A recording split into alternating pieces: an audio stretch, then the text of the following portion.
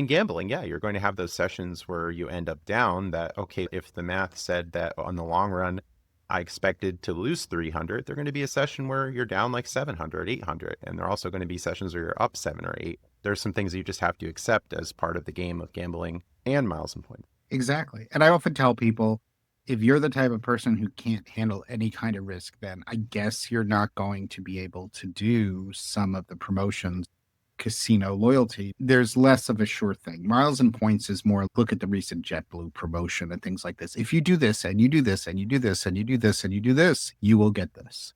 Casino promotions are often predicated on the fact, like, yes, if you play this many tier points, you'll get multiplied 10 times, but you're still playing a game, which is a gambling game, right? So nobody can predict for you, even though you might be playing what we call 99% video poker. What is 99%? 99% in the long term means that for every $100 you bet, you'll only lose $1.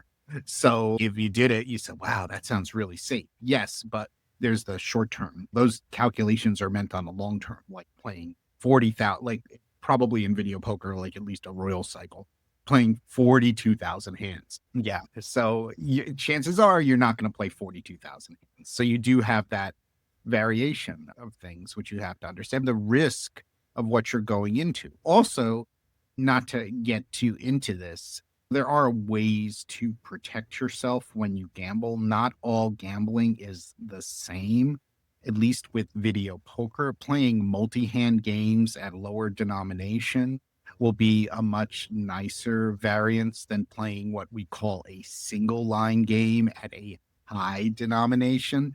So those are things you have to understand. And these are some of the things that we're going to cover in the masterclass so you don't get your in trouble, because the person I was going to tutor about doing video poker, he was going to jump into playing dollar single line video poker. For people who don't know what that means, it's just one line of video poker, but it would be $5 per spin.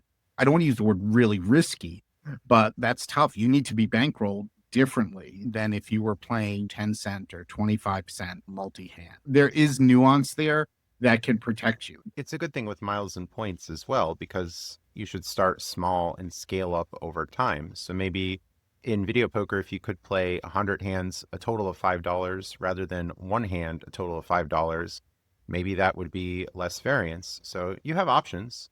There are also trade-offs of time, because if you were to play larger denominations, you would get through the play faster.